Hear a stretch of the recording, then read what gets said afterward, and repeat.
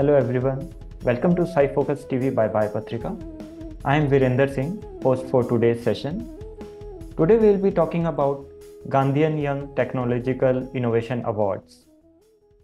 We have today with us Shantanu Sen from IIT Kanpur, who recently got this award. Welcome Shantanu to the show. Hello. Thank you for this opportunity. Thank you to Biopatrika team for this a talk about a very recent innovative project. And I will explain all the things in this upcoming session. Yeah. So maybe before we start, can you briefly tell us about yourself, what you are doing right now? Yeah. So I'm currently a PhD student at the Department of Chemistry, IIT Kanpur. And my previous background was from biotechnology. I have done my MSc Biotechnology from Assam and my MTech Bioengineering from IIT Kanpur Biological Science and Bioengineering Department. And right now, I am doing interdisciplinary science at my PhD project, where I am doing sort of chemical modification of insulin to increase the shelf life, to find some solution where people can directly see the quality of commercial insulin formulations. And also, we are trying to do a parallel therapeutic efficacy of insulin by combining gastrotransmitter therapy with normal insulin delivery. Thanks a lot, Shantanu, for a brief introduction and touching upon exactly what you are doing right now. So, for this particular award, so as you mentioned already, you are working on insulin. So, how you projected your project for this particular award, and what was the innovation that you highlighted? Yes. So the thing is that if you go to any pharmacy, you can see that there is a refrigerator, and mostly it is used to keep all the heat sensitive medications fresh, like vaccines. It might be a growth hormone, and particularly insulin, because insulin is quite heat sensitive. If you keep it non-refrigerated, it might degrade. And at the early condition of degradation, the one just started to degrade, you can't differentiate this early degraded insulin with a fresh insulin because they both look very clear in solution. So people are confused before injecting. They think that this is still a fresh and intact insulin, and they end up with getting very less dosage compared to the expected dosage. And not only that case, even if you are injecting early degraded insulin, this early degraded insulin has got this very minuscule particles which are degraded insulin sticking to each other and form very like tiny particles in nature. So whenever you are injecting such type of degraded insulin without knowing, you are injecting the insulin with these minuscule particles that deposited under your skin at the injection sites. And these are very toxic. That causes in the long run the black patches, which are very much like painful. And also, this is not very happy moment for diabetic patients. So what we are doing, we are trying to solve this issue to hand over the reliability to the consumers, where we are modifying the insulin in such a way that as soon as your insulin started to denature or degrade, you can see a physical change in color. So this sort of insulin is coming up with a additional moiety or additional compound added to this thing covalently. And as soon as there is any type of degradation of insulin, it will show a change in color. So it is a sort of consumer reliability and consumer protection we are trying to provide. That's great. It's good to know that such kind of research happening at IIT Kanpur, and it is not only a basic research, it's more industry relevant and patient centric research. Yeah, definitely. This is a problem and we have to address this. Yeah, thank you. So, can you elaborate little bit about GYTI Award so that people know what it is and how you get to know about this award? Yeah. So this is a award. I think this is one of the few awards which recognizes the Indian innovations. Uh, and it is a nationwide research where you will be selected from all over the countries, and it is open for undergraduate, postgraduate, and PhD students. So this award mostly they call these applications around It is around uh, October last or November mid. And still this call is open. You can search in the GYTI Gandhian Young Technological Innovation Award portal, where you will find that the deadline is still around 31st December. So as soon as you are submitting the applications, which mostly comprises of about your innovations and how it is going to help the society in the long run, and what is the thought behind it, how is the market, if it is discovered or it is commercialized, how people will get the benefit in the real sense, you have to describe in the portal, application portal.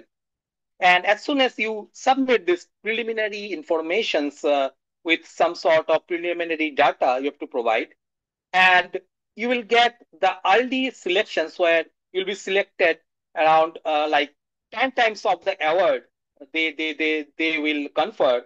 So preliminary selection will be for this year, GYTI award, the eligible entry was around 370 out of total entry of approximately 580 entries.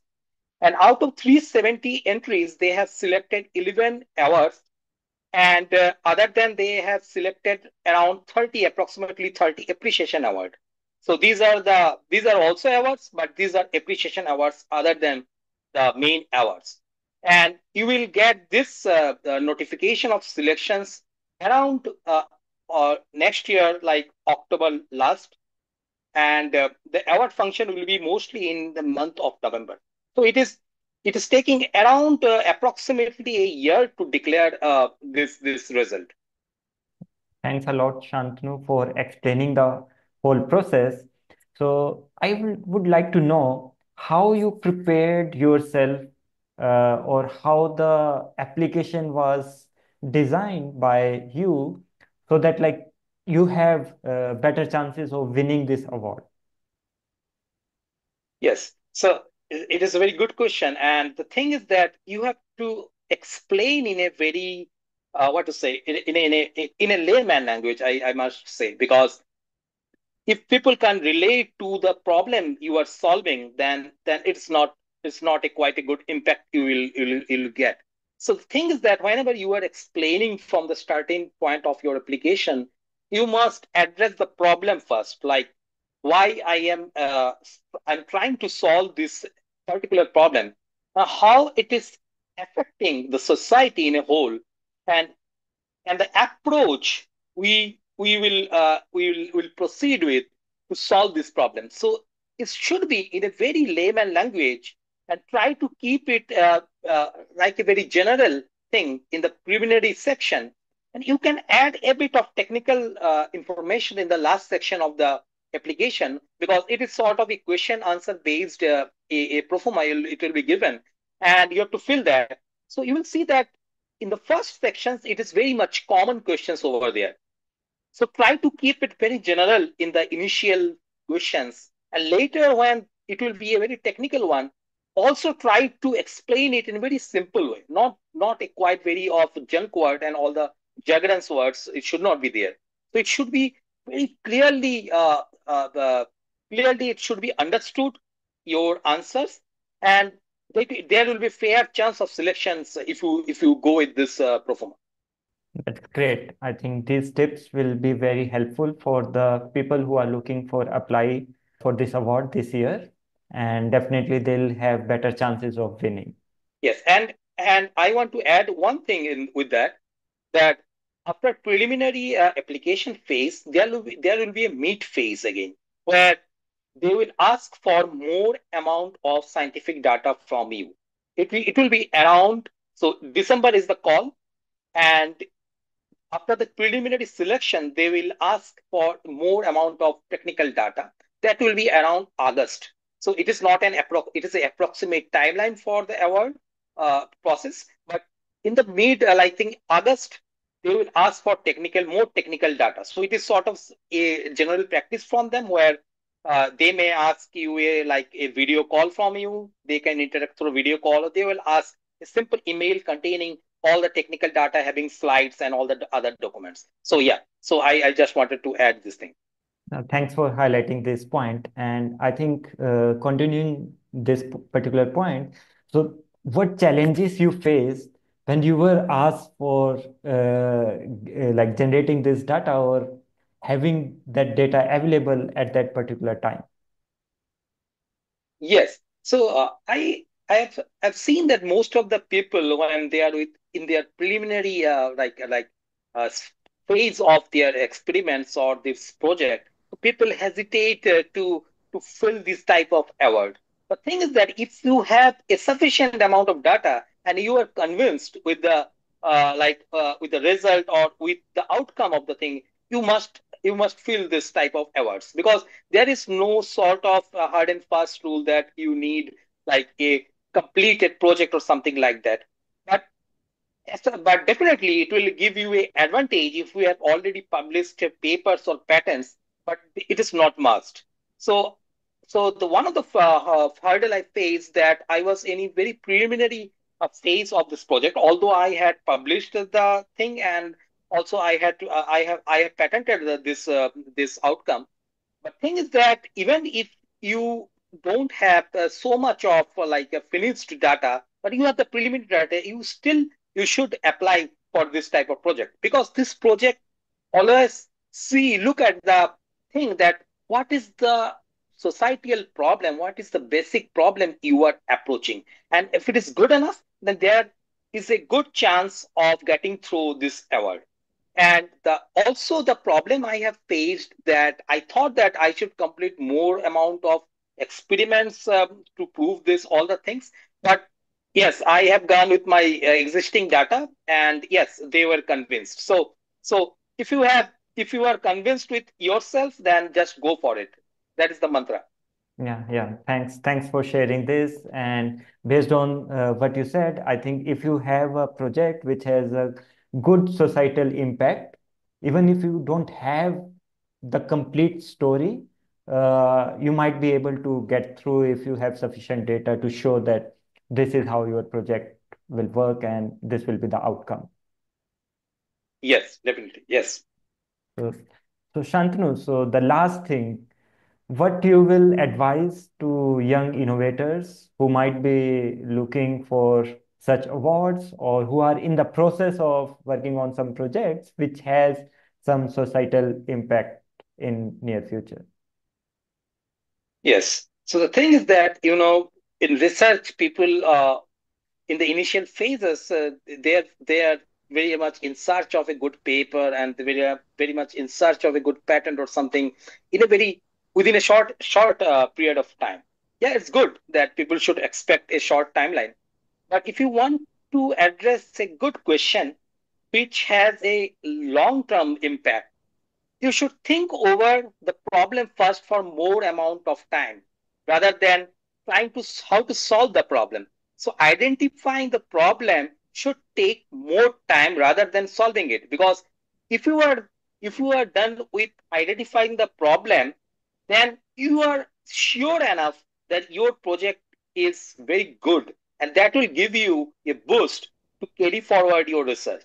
So I will request all the young innovators that give you more time to finding the problem you want to solve rather than just hesitating or just thinking over that how it is going to impact and how much impactful paper I will get. So in the long run you will get the benefit if your problem was good enough, your question was good enough, your answer will be excellent, and you will be rewarded. So that is my request for all the young innovators over there. Yeah, thanks, Shantanu. I think that's wonderful advice that don't focus on outcomes at the go. So first focus on the problem in hand. And if you have a good problem, I think papers, patents, and awards will definitely come through. So thanks a lot for joining us. And I'm sure that this will be very helpful to all the people watching this and the applicants who will be applying for next year awards. Thanks a lot once again. Yes, and I want to thank all the associated member of Biopatrika for giving this opportunity, because this is very wonderful platform because it is made by a researcher for researchers. So I am thankful to Biopatrika team, and also I want to acknowledge my PhD supervisor, Professor Sandeep Verma, who has backed up in this all these projects, and he was being a wonderful mentor. And thank you all for listening to this podcast.